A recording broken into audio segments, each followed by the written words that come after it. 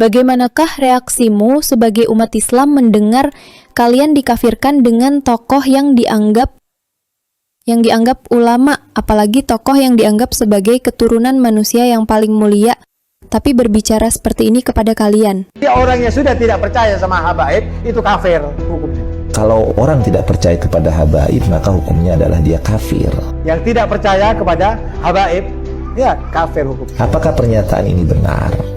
Maka kita telah kafir atau mengkafirkan atau murtad itu berarti dia keluar dari Islam.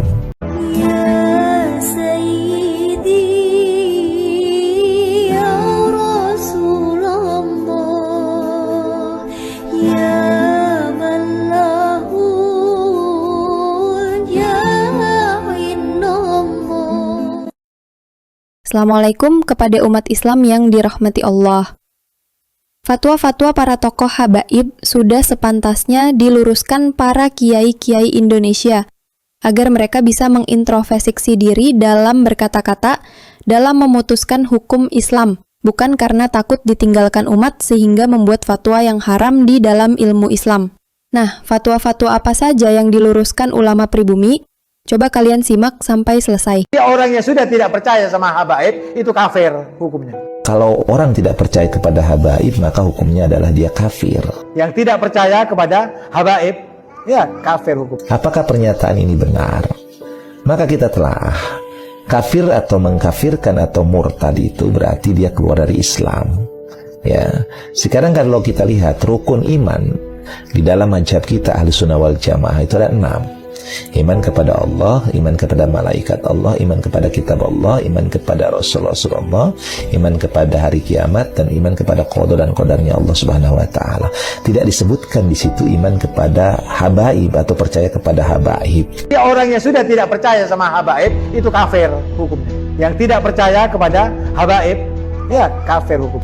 Jadi orang ini sudah mengada-adakan dusta atas nama agama, ya, sudah membuat hukum yang tidak pernah Allah dan Rasulullah mengeluarkan hukum tentang hal tersebut. Maka orang ini justru diancam oleh Rasulullah, man kadzdzaba alayya muta'ammidan falyatabawa maq'adahu minan nar. Orang yang mendustakan atas nama Rasulullah SAW, berdusta atas nama Rasulullah SAW, maka tempatnya adalah neraka.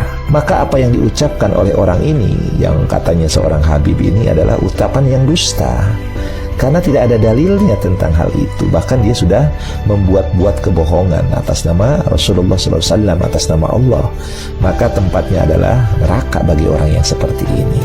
Ini kan sudah pasti, kecuali kalau dia bisa menunjukkan dalilnya bahwa ketika tidak mencintai atau tidak percaya kepada habaib itu adalah bisa hukumnya kufur.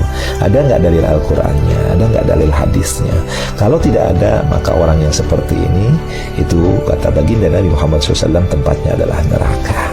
Jadi poinnya adalah tidak ada dalam rukun iman berkaitan dengan percaya kepada habaib, ya. Salahkah jika ulama Indonesia memberitahu yang benar? Jika tidak ada dalilnya dalam Islam, maka jangan mengikuti mereka. Jika mereka berdusta, maka jangan lagi dipercaya. Jadi jika para habaib mulai dibenci, semua itu salahnya siapa? Apakah salah ulama Indonesia atau sama mereka sendiri? Kalau Allah sudah nyebutkan di Quran, gak perlu dalil lainnya. Apa kata Allah Subhanahu wa ta'ala? Perintahkanlah kepada umatmu untuk mawaddah, untuk cinta kepada ahli keluargamu. Maka Ibnu Hajar, beliau ini mengatakan bahwa seorang habib yang gila itu lebih utama daripada ulama amilin. Ulama yang mengamalkan ilmunya itu susah, tapi seorang habib yang gila lebih utama. Kenapa demikian? Karena habib mulia bukan karena ilmunya, habib mulia bukan karena kerjanya, habib mulia karena di diri habib tersebut ada dam darah baginda Nabi Muhammad sallallahu alaihi wasallam. Cinta kepada habib bukan sunnah, bukan mubah, apalagi makruh, wajib. Artinya kalau nggak dijalanin, ada orang nggak cinta, ada orang benci, wal iyadzubillah, maka dia keluar daripada ajaran Ahlussunnah wal Jamaah.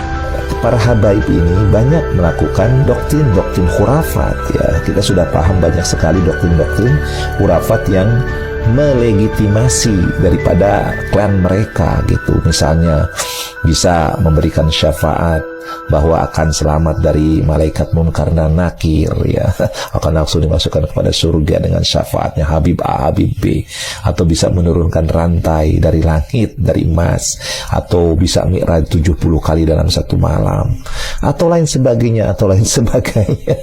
Memang para habaib ini banyak sekali oknum-oknum yang mereka kemudian menyebarkan doktrin-doktrin sesat di tengah-tengah masyarakat kita.